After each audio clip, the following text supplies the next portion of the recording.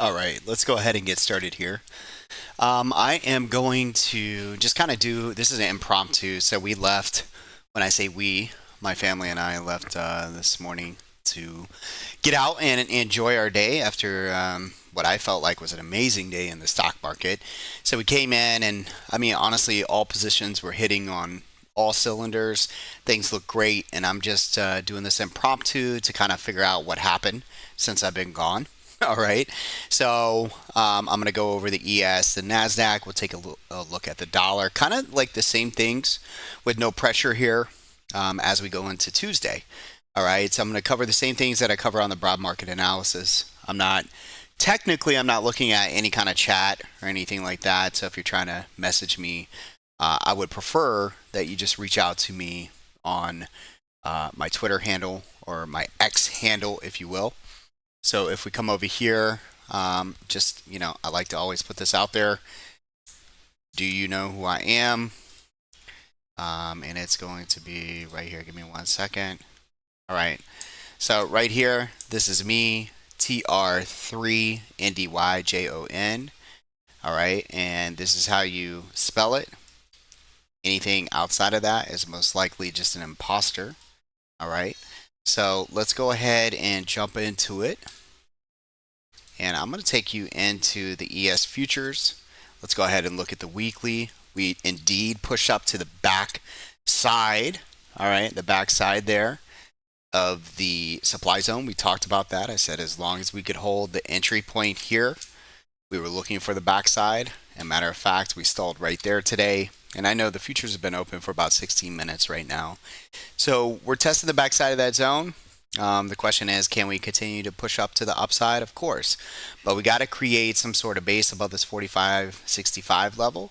And then we'll be looking for 46.32. At this point, when I look at it from a Fibonacci standpoint, we're past the 618, if you will, so 563, looking for 600. So now looking for that round number at 4600.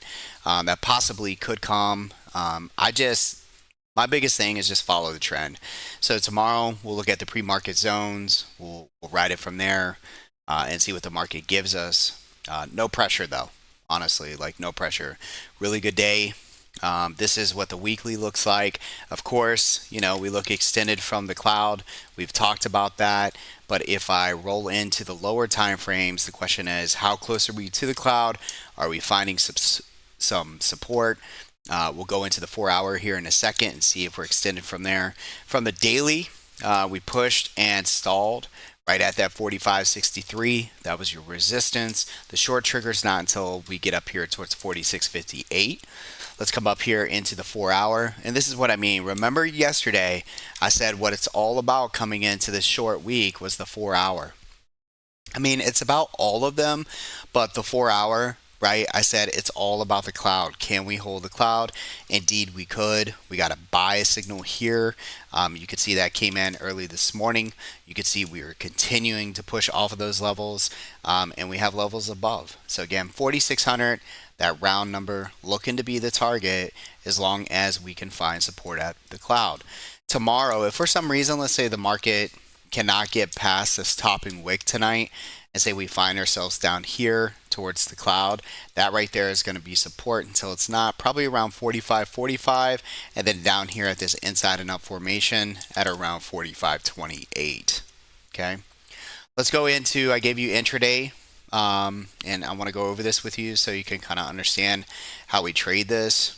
Intraday, gave you the setup. I kept the same exact overall targets that I had on Friday.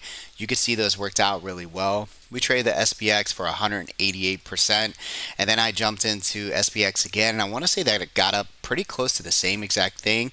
We rolled into a 45.80 for tomorrow. And again, I was out, so I posted an alert here in the room to let everybody know that I was not actively managing that trade. So I hope you did really well on that. For myself, it did really well. And then when I checked it at the end of the day, it closed flat, right? So it was right where I bought it. Not a big deal to me. Again, it did very well. Profits exceeded my expectations, to be honest with you, for today. So I was happy. One thing that I want to take from this is the PMZ. So the pre-market zone. So I did let traders know this morning that we got a lot of new people always coming in, right? And I want to make sure that I repeat this. Sometimes I forget. You do not have to wait for the market open. Future traders, I hope that you take advantage of just trading when you feel like trading. I mean, that's the beautiful thing about futures trading is you don't have to wait for the open. All right. So what you'll find is that these PMZ numbers, they'll be up here in the morning. Okay. And you can still trade them before the market open. The only thing that I need you to understand is that the prices could change, but that doesn't matter. Let me show you real quick. I'm going to take you to a whiteboard. Let's say you can't see the PMZ, but it says, the PMZ high is 46.35 and the PMZ low is 46.30. Okay, so that would be a 5-point risk, right? It'd be a 5-point risk, and as long as you know the numbers right here, 46.35 and 46.30, that's all you really need to know. You need to understand your risk, and if it goes over this level, then we are going long over that level. It's the same way. The fact is, you just can't see the PMZ until 5 minutes before the open. Okay, so you don't want to find yourself, and this is what I mean. If you're someone that says, well, I got to wait for the market to open, you could find yourself here, by the time that candle closes, or even up here, and then your concentration is on the PMZ, right? You're like, well, my stop now would have to be all the way down here, and I'm not willing to risk 45.36 minus this 45.28, right? That's okay. There's other ways to trade the PMZ. If you miss it here, we wait for that 23.38% pullback. Let's go ahead and show you that. So if I were to measure from here to where the market turns around, so that would be that second candle right there. Notice it dips down into the 38. It holds. You go long. There's some other things here that you can see. We stayed above the cloud. This cloud is an area where you can get long. Prices pull back to the cloud, try to go long. All right, and as long as price is staying above this cloud, stay long. This is where our SPX really started to take off here. I want to say we closed it probably about right here, and then I rolled into that SPX, and this is the height of the price of that SPX once again.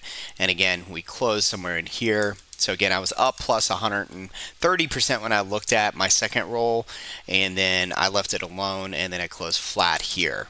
Now, as of right now, again, we're up, we're pretty flat, and this is just a 5-minute chart, but I wanted to show you how that rolled out this morning. Notice I kept the targets from Friday, like I said, and right before the market opened, probably about 30 minutes, 45 minutes or so, we came right into our lower target. Remember, lower targets, we're looking to go long. You get the trendy turn signal literally right there, and then from there, it's all over. All the way up into our next target right here.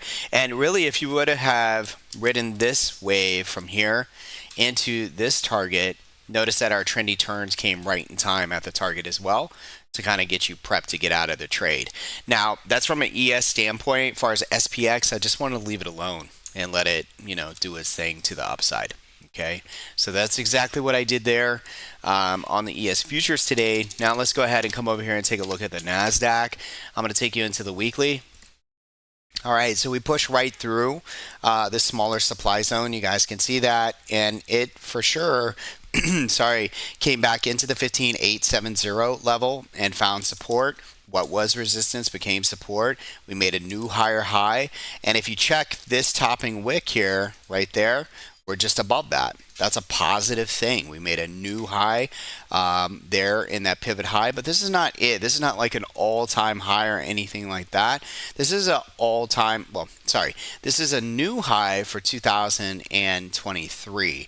Now the question is, I'm sure this is on everyone's mind, can we really push through all of this structure and make a new high on the year with just over a month left in the market for 2023? Well, again, just approach it every single day as a if this then that. I think the biggest thing going into this year is making sure that you don't get too biased to one side or not, and that you have a plan on how you trade from an intraday perspective. Because if you're trying to guess on which way direction is, those traders are having a really hard time, especially traders who do not trade supply and demand.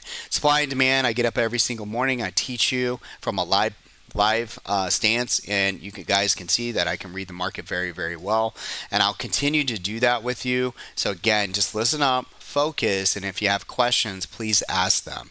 This is again is a weekly standpoint, and as long as, and let's do this right here, we're going to take this candle here up to this pivot high, and as far as this week is concerned, I want to know, can we hold the 23.6? And that's 15,687. And then from a perspective of, let's say, like a tighter stop for the week, it needs to hold this trendy edge. We broke through it. We came back and tested it. That's 15,870. And if you want to take this week's candle so far, and we would just measure this candle here, I want to make sure that it can hold the 50, which is around 15,975. All of those are viable stops, if you will, depending on what your goal is to stay in these trades. Okay. All right, so smaller time frame, here we go. We busted right through resistance. I told you yesterday and I told you this morning I'm not big into shapes, but this was a flag. We broke above it. We made a new pivot high, as I just pointed out, and my short trigger here is not until 16,276. So again, I'm not trying to top the market. I'm not trying to call it. I honestly do not care. For this week, again, we've already done really well. It's only Monday. It's a short week. Just play the trend. Far as the 4-hour goes, same thing. The cloud was held. We made a new pivot high. If we make a high tonight, I think we continue to move to those targets I was talking about. This was indeed a bigger move than I expected this morning, but I don't care because I am net long in these positions. Majority, I showed you that today. I only have one position that I have a put on, and I'm building into that position. I guess you could say I have a couple puts on based off of earnings trades, and I put those on this morning. Okay, and so just check the alert section. You guys will see that. And anyways, we're pleasantly surprised. You know, this push through the PMZ. If you took that PMZ trade, it was a home run. I mean, it just literally stayed above that cloud almost the entire day. Huge move. Congratulations for being a bull. If you were a bear for the last 3 to 4 weeks, I'm not mad at you. You shouldn't be mad at anybody. Just ask yourself, are you following the right sort of information? News catalysts, personal opinions, Twitter accounts with more than 100,000 followers. None of that means squat. All right. It does not mean anything. The truth of the matter is, if you can't call a market, you don't understand the market, and you're relying on news to help you, it's really going to give you some bad information. Rely on supply and demand. I could teach you guys that, how to find it in the markets, and also how do you approach it with a Zen type mentality. That's what I'm here to do. Again, Nasdaq, we'll get into it tomorrow. I'll give you new blueprints. Matter of fact, we might set up a new blueprint here in a second if I got a few minutes. My grandson's in there. He's making cookies. He could come in here yelling for me at any minute. But we're going to push on. So I also had, let's see, we had Netflix. All right, and let me go over here and see how Netflix did today. They were up $8. I got myself into a long-term position. Okay, that has 88 days. All right, and this is what I'm seeing as far as Netflix is concerned. We had that inside and up on the daily. I took it because we started to get that inside and up on the week. We went from momentum from white to green. We're moving up towards the next pivot high, kind of like the ES that I was showing you in the Nasdaq. But true supply is up here towards 557 and 610. All right, and then you have an area right here that it could push to towards 700. So I love Netflix, especially into the Christmas holiday. Usually there'll be some kind of announcement about memberships, and people are, if anything, people buy a lot of memberships for their family members who may not have it. I personally haven't come across anyone in my life. I'm not saying that some of you don't have it, but I've never met anyone that doesn't actually have a Netflix account. I'm old school. I've been with these guys since I used to receive DVDs in the mailbox, if you know what I mean. They're not going anywhere. I absolutely love them. I love the company. It's doing, but besides that, it's really about just what price action is doing, and I'm trying to follow that the best I can.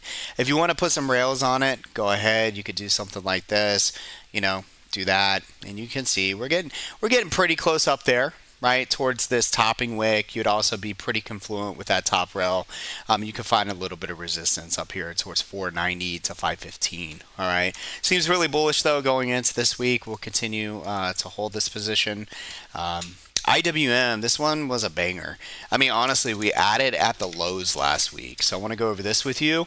We have 315 days. These are options. The reason why I'm buying them is because of my proprietary indicator down here. It's the lower end of the trendy edge, and next year's lower trendy edge is 165. So as long as we accumulate in this level, I want to stay long. I'm looking for a move into 188 by 198, and then on top of that, I'm looking for 225. And this for me is, I know it's probably blowing your mind, but this for me is an election trade. Now, it's already up just from last week, 45%. All right. So from that perspective, I'm already doing well. All right. But from perspective of that, we have 315 days. This could still go all the way back down to being negative 50%.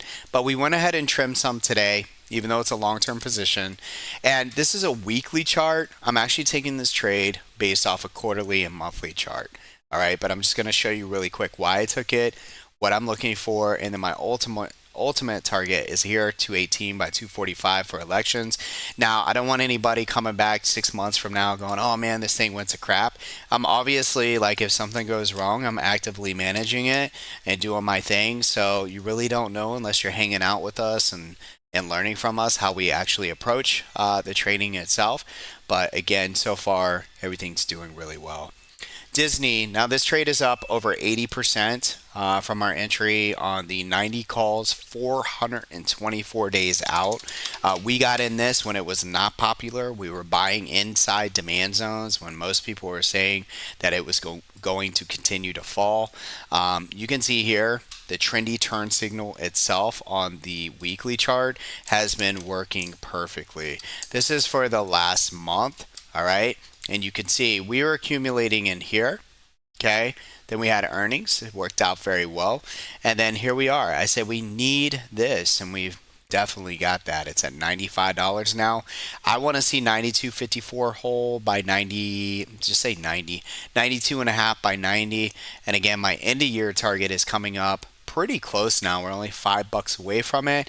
If for some reason we get here, I'm going to let you know right now, even though this is a leap of 424 days, what I'll most likely do is get rid of the higher delta, which is the 90 call that we're in, and I'll look for a pullback. So basically, this, what I'd be looking for is something like this into here.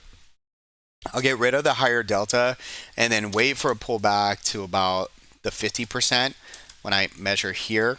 Well, maybe 38.2 to 50, so somewhere in here.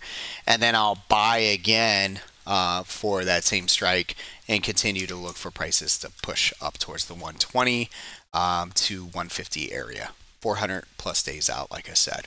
Okay, so that's Disney. Again, 80%. Amazon, let's take a look there. We have 88 days.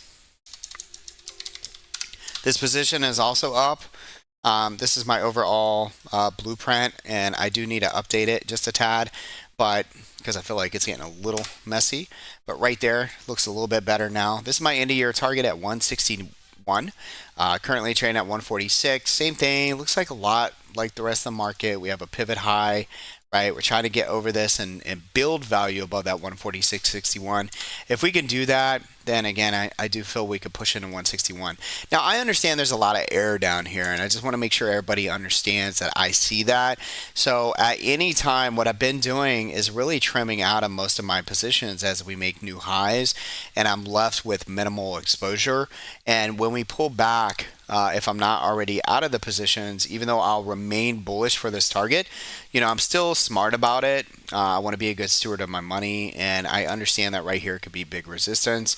And for some reason we build over it, then I won't do anything. I'll just continue to ride the trend. If for some reason I'm right, then I'll take my quick profits, and then I'll wait to then add again here for an end of year rally and look for something like that. All right. Again, I can give you more information if you guys are willing to hang out during a trial. Not a big deal. If not, you get good information here as well. So those are my longer swing options that I have. I went over my SPX today. I am building a position in AMD. I mean, it's a short, right? It's a put position on the debit side. And when I come over here and take a look at that, okay, it's for right now, it's on a 4 hour. All right, and bulls have not been able, and this looks bullish. All right, don't get me wrong, this looks bullish, and if they get above 122, I can look at it a little bit later. But I'm buying only 11 days out, getting a smaller position using put debit, so my risk is really small, but my reward is very big if for some reason I get the pullback that I want. So I'm targeting 115 by 110. So I bought the 115s and I sold the 110s. If it doesn't happen, so what? My net liquidity, my net positions are on the long side. This is only one put position that I'm in. All right. Moving on, let's see what else we have here. CELH. Oh man, thank you. You finally came back, right? CELH. You can see here we have 150 shares. This thing. It was looking ugly, but the best thing that I can tell you is that CELH. All right, it was a forward split. All right. Crappy companies do reverse splits. If you're in a stock that did a reverse split, run. Like that's just, and I'm not a financial advisor, but that's my experience from the old days.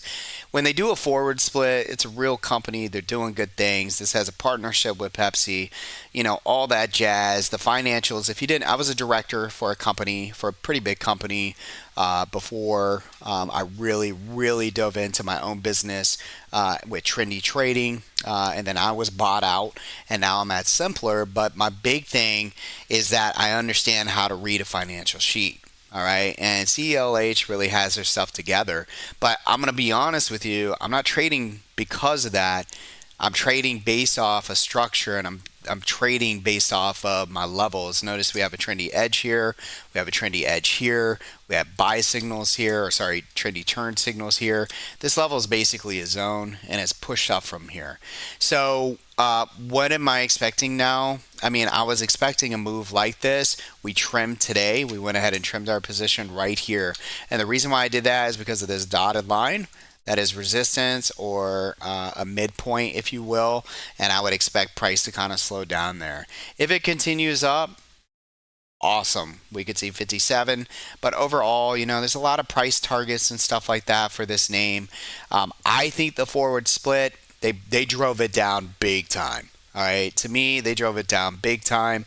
It was an opportunity for bigger pockets or bigger fish, right, to load up.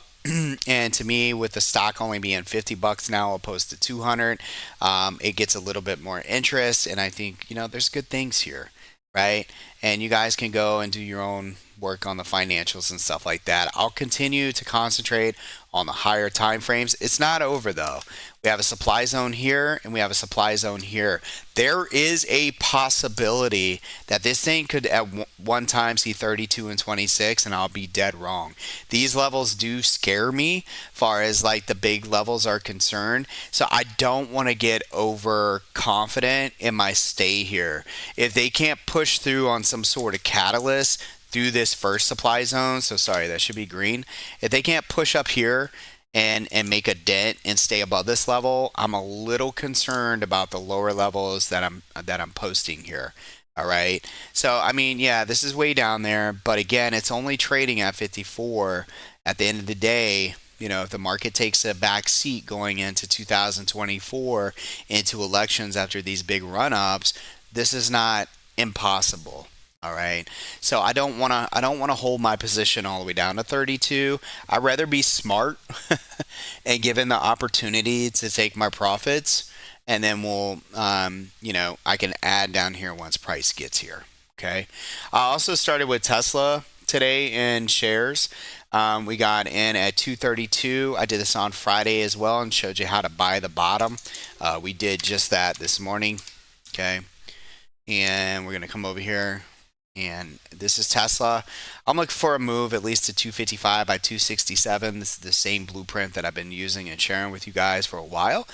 So I hope you appreciate that. And you can see that we are getting a trendy turn on the weekly, but it is only Monday. So just know that that trendy turn can disappear. All right. Just like most buy and sell signals, for this particular signal, it's not until the candle closes. Okay, so please understand that. If we go to the smaller time frames, we're above the 200 SMA. Um, Again, found a little bit of support at a trendy edge. I'll zoom in here so you guys can see it. That's what the edge is. This is where I bought this morning, literally the low. Last week on Friday, I did the same thing, showing you how to take those trades with confidence. As far as the 4 hours concerned, pretty boring, pretty, pretty sideways. You would think, how did he make $3 today? You know, we just bought the bottom. And that's the thing is we got to get up and over 237, and then we can see 242. All right. CELH, Tesla, went over all my swing options. And then today I bought, give me a second here, BBY, all right, and NVIDIA. Both of these, our call debits were up on NVIDIA already at 22%. BBY just pretty much flat. Let me check these one more time. I can't even, and I apologize. I'm trying to remember what day they actually are doing. Go right there. And let's go.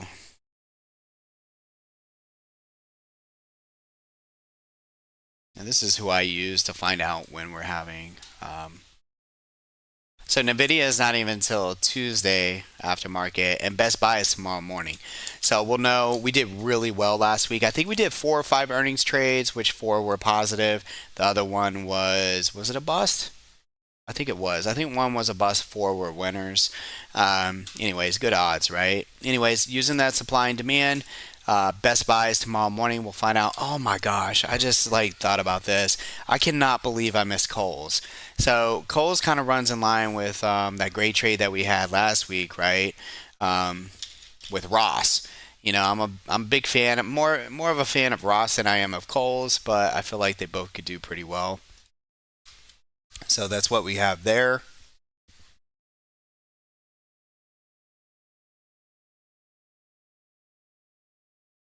All right. John Deere, I'll be buying that tomorrow afternoon. I'll be buying the put and call debits on that using supply and demand. There was a lot that I could have taken, to be honest with you. Lowe's, Best Buy, Baidu, all of these, same things I went over yesterday, could have been a really good trade going into tomorrow. So, but again, I stepped away and I thought that was important today. Let's go ahead and minimize that. Oh, we might want to bring that back up. Let's look at the dollar. Let's see what it did today. Dexy, sexy Dexy. That's a new one. DXY. All right, so we did hit the 50. I talked about that yesterday when I sent out my video. Hopefully you guys were following that. I told you the market would continue to shoot up as long as that dollar stays underneath that cloud right there. Matter of fact, we could see it push down now to 102.62. We'll see what happens tomorrow. And let's look at the TNX. All right, and again, continues to slip here. And I'm looking for the TNX to drop down here into 4.3. Let's look at the fear and greed. See what kind of ticks we had today to the right. There we go, 62. Still in the greed section. Yeah, so listen, I'm going to leave you with this. My overall sentiment, you better have an intraday strat. If you don't have an intraday strat, you guys are, I feel like a lot of people are lost.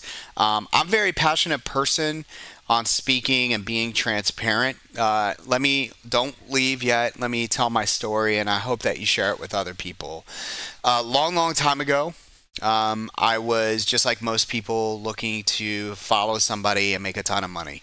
Matter of fact, I retired from the Air Force after 21 years, and I was trading while I was in the Air Force. Matter of fact, anyone that worked around me knew that my head was in the charts more than it was right? Because I was getting ready to retire and I just really loved trading. Um, it wasn't paying the bills. I became a director. I was very fortunate to have the right connections. I'm a people person. I have a degree. My background is in dental and in business. I had I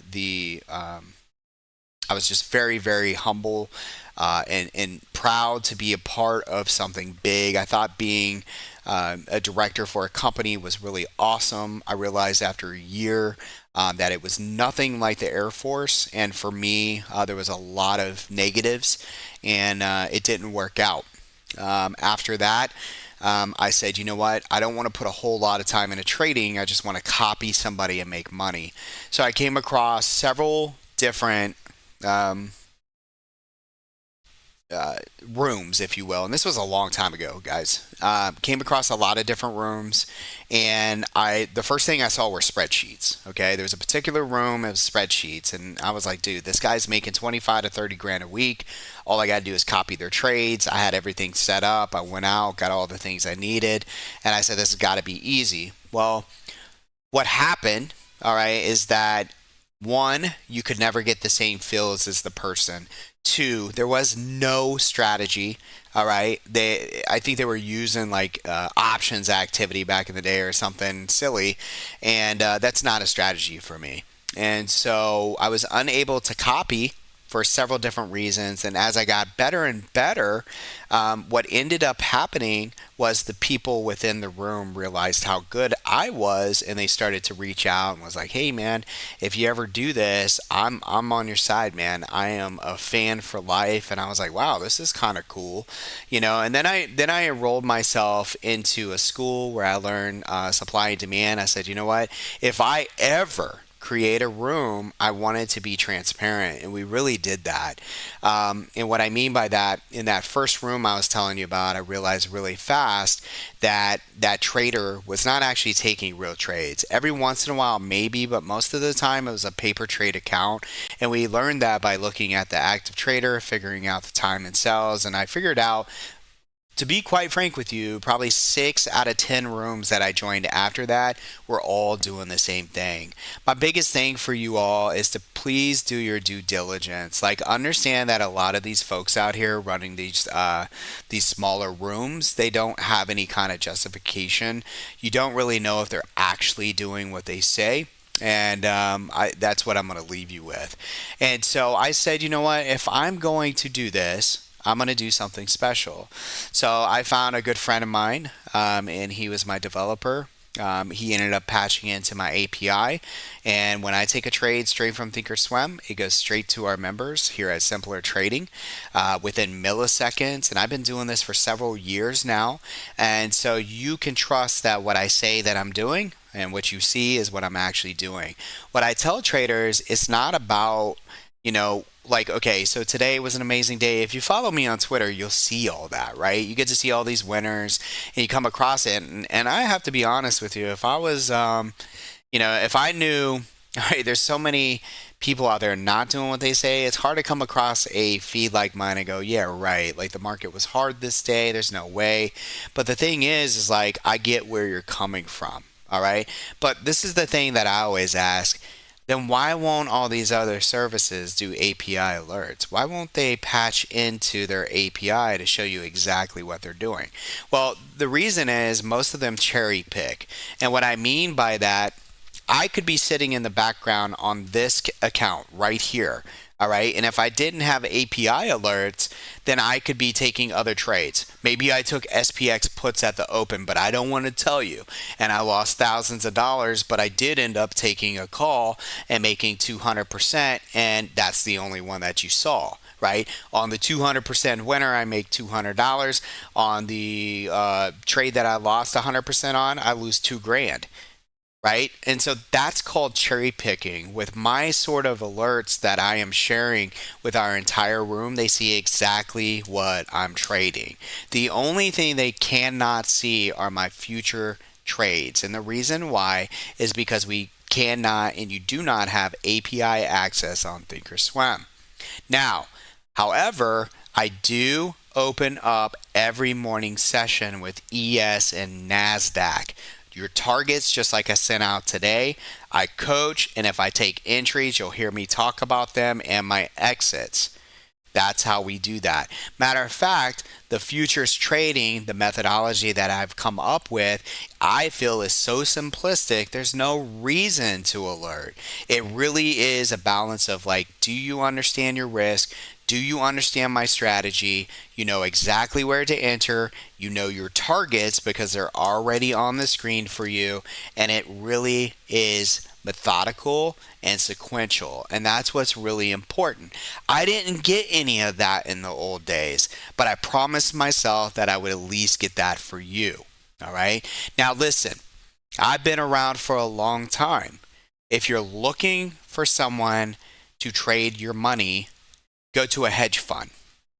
That's what hedge funds are for. If you got at least $250,000, I know a guy.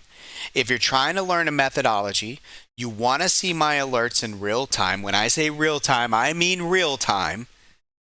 Then you get to see proof of concept and you get to learn how to fish. You get the wrong impression. Just because you ask somebody if they made money yesterday doesn't mean you're going to make money. What you should be thirsty for is, can you repeat the process that I'm teaching you? Can you wake up in the morning and feel confident that you can execute a trade? That's what all this is about. And it takes a little while for new traders to figure that out. Because honestly, you're going to figure out real quick, just trying to copy is not the way to go. I want you to learn. I want you to learn how to be on the go with your family and friends and enjoying your life and learning at the same time. And the reason why you stick around is because we're all here to make money. That's it. We all have that in common. Okay? So I really hope to see you guys like hang out. I hope that I was able to give you some information that can help you tonight. Don't forget to hit the like button. You can share this with whoever you want. And for our members here at Simpler Trading, I'll be checking you out tomorrow morning, 30 minutes before the open. We'll have our charts ready to go and ready to trade. I can't wait. You guys have an amazing day.